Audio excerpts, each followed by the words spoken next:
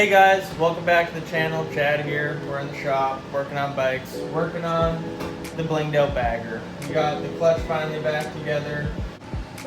When I got this bike, it came with a hydraulic clutch. We converted it back to cable clutch because honestly, if you want a lot of feeling in your clutch, the hydraulic just isn't going to do it. Yes, you can run a hydraulic clutch. I'm not saying that if you have a hydraulic clutch you're doomed, but it is a lot better and I just enjoy the feeling of a cable clutch more. With everything said and done, I just have to get the starter back onto here, get the chain tensioner in, which should only take me a couple minutes here, and then for the most part this is buttoned up other than the starter, and then we just have to get all the wiring back on this bike, and the tins will be done at the end of February, and this bike will be road ready, which is absolutely unreal. So to give you guys a big rundown on this bike and what we've really done to it, we have dual disc lowers off of 49 mil front end. These are from a 2024 Road Glide, I believe. We got this front wheel thanks to Jeff Opie Brett. I'm actually not sure what this wheel came off of, but I managed to get it into my hands. Sorry, Opie, I will pay you back one day. Coming up top here, we got the Archetype 49 mil conversion trees. These are super rad because no matter the year, Archetype makes an adapter for the trees, so you can run these on any year bagger. Just a simple little plug in here that adapts to the year of the bike. Coming up a little bit higher, we got the Opie risers from Archetype as well. Adjustable pullback, set it to what you want, set it how you want. They look absolutely unreal, especially in the raw machine. Love them like that. It's a little hard to see in this video, but all of the machine lines are so perfect on these. There's no fancy, funny cutbacks or anything. Every detail in these is just above and beyond. Going up to the bars, we got the CR high bend Renthal fat bars. Just going with the look of the bike. The whole bike's going pink and chrome, so I figured the purpley pink bars would be very fitting for this build. For the frame, we took, I think this is a 2008 Electroglide frame, I believe. Even though we're gonna be throwing the Road Glide tins and everything on it, this is the frame we ended up going with because it was sitting around at the shop and we were able to get this chromed out in powder coat from some super rad local guys, Mayfair Powder Coating and Signs. They did an amazing job and it is about as chrome as I would really want it. Yes, it could be totally more chrome, more show chrome, but with the blonde motor, I think that this is absolutely perfect and beyond what I could have really imagined. Coming down to the motor, we have a 96-inch twin cam, unknown internals in it. The bike came with a DynoJet tuner on it, so who really knows if it has a proper tune, a good tune, but we're gonna get it fired up and get this thing running. Going to the back, we got extremely poorly zap strapped Legend, whatever the model is, I can't remember, 14-inch Legends with the Resis on them. They're gonna look super rad. We're gonna hide these behind the bags so you won't even be able to tell, but they're 14 high. And then in the back, just to keep it chrome, I had this wheel laying around. It is off of Sportster, but it'll do the job. One of the massive things on this build that really makes a big difference, and I'm sure you guys have seen in the other videos, is the Archetype mid controls. This one goes over the primary, and that is why it is currently not mounted to the bike. But yeah, this basically on your primary side bolts in to the tops of your primary cover, and underneath your primary cover, foot peg goes on here, and then as you can see, there's a shift arm linkage, whatever you want to call this, that goes over to your shifter linkage and runs with your stock components other than the shifter linkage, which I will get to in a moment. Coming over here, we got the Archetype points cover just to clean things up and make it look that little bit extra fancy. We have the Archetype rear brake control on this side as well. It bolts into your transmission case here, here, and here. I'm clearly missing a bolt. I will get to that when I get to it. Going down a little lower, we have this Brembo Master as well. I believe these are off of a dirt bike. I'm not sure which dirt bike that is. And then that runs up this little line that I purchased on Amazon, super cheap, pink, goes with the build. And then this little reservoir that you can also buy on Amazon for like 10 bucks. They're super rad, and they go with all the chrome bits that we were going with on this build. So going back around the bike now, as you can see, we have our Sender Bender hardware sticker. Super rad dude. His name's Nick. He runs a super awesome little shop. They make shifter linkages and other hardware for Harley Davidsons. And he is actually making me a custom shifter linkage that is the correct size for these, because they're obviously a completely different linkage than a forward control, and they are actually still shorter than a Dyna shifter linkage. So you can do some homemade stuff. I know I've seen some other bikes with archetype mids on them now that they made their own shifter linkages, but Nick is super rad. He's been supporting my family and me through all the tough times lately, and he's sending me some of those. If you come over to the toolbox here, we got the Sender Bender hardware capsule, I'm gonna call it. Who knows what could be in this? Maybe he's sending drugs from Australia.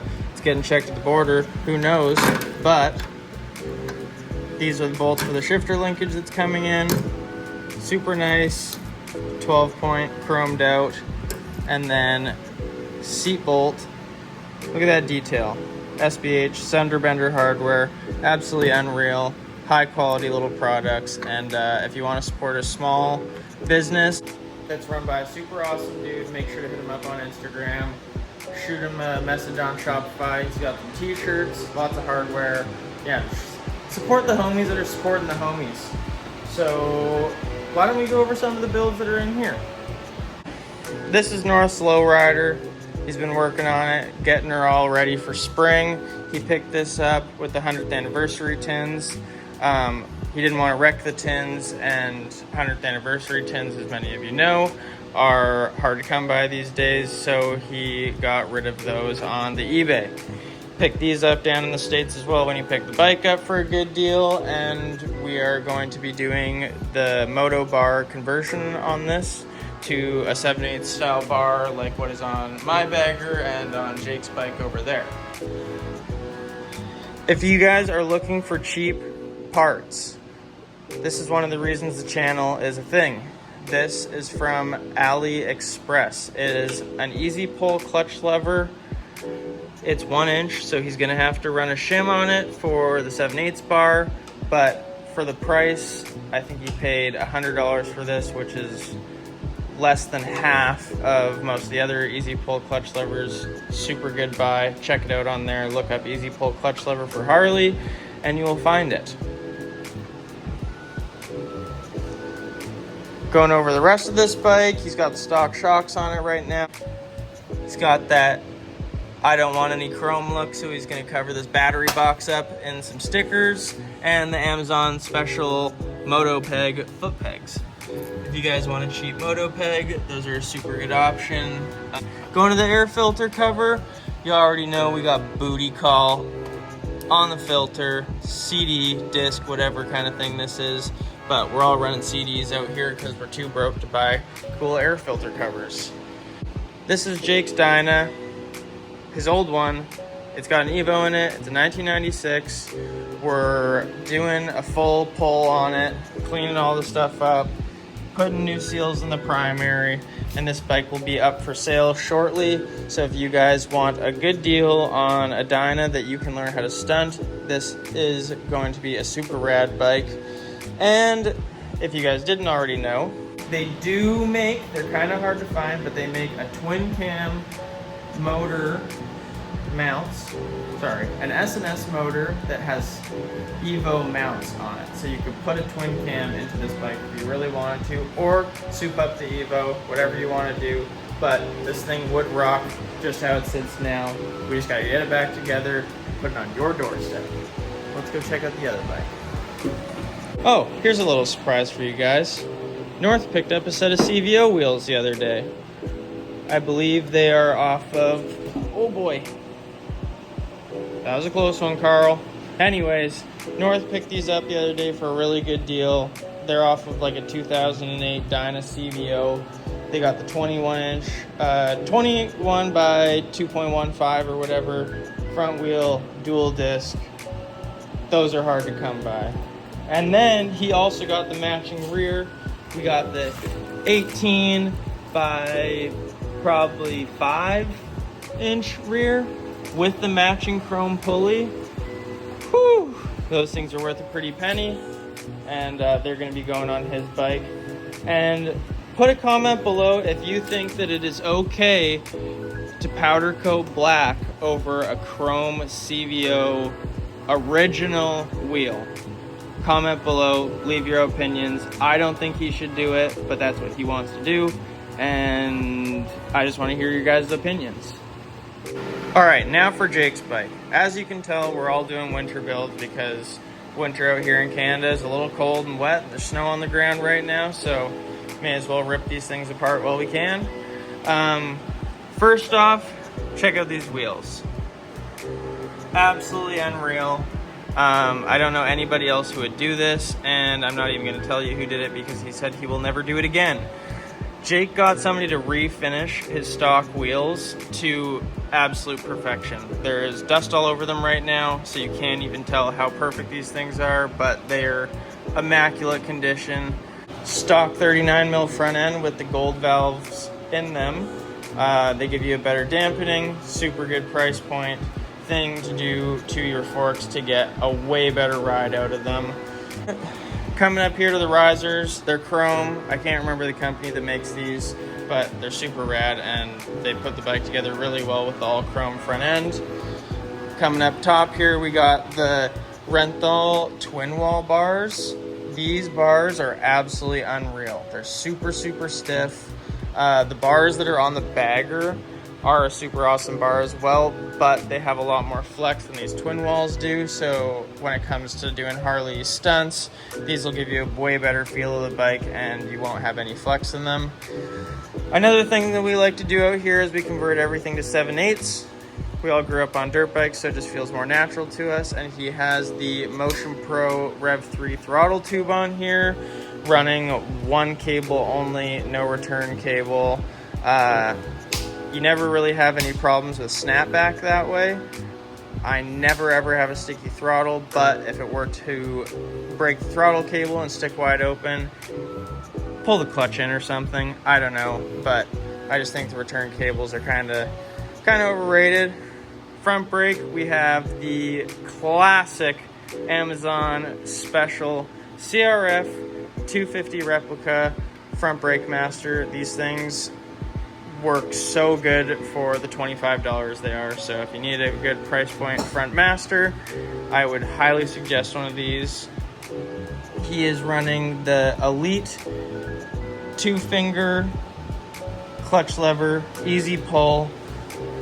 If you want to spend some money on a good clutch lever, I don't really think there's any better option than these Elite ones. I would absolutely swear by these, and they make a 7/8 one as well. So that is super awesome for what we are doing. Jake also has all of his tins off right now because he had a pretty good tumble a little while ago. I will insert the clip right about now.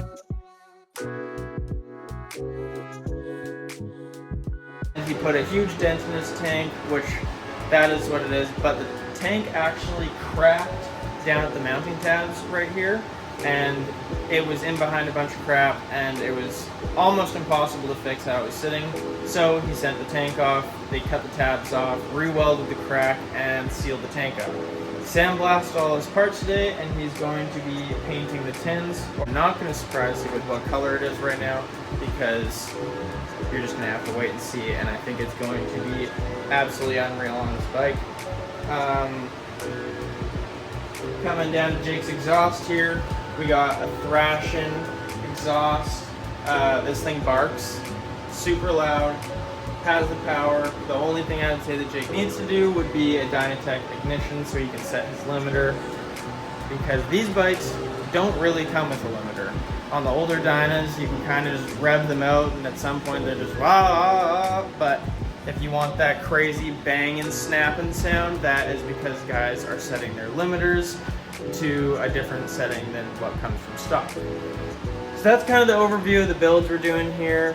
Just want to keep you guys up to date. There's a whole lot of stuff going on, and this spring is going to be full of stunts, wheelies, good times, and a whole lot of super, super rad looking bikes. So if you like this channel, if you like what we're doing, you see what we're doing, and you want to see more of these builds, make sure to subscribe, hit the like button, leave a comment below. Make sure to tell North that he is a little bit dumb for thinking that he should powder coat those wheels. Stay smiling. Peace.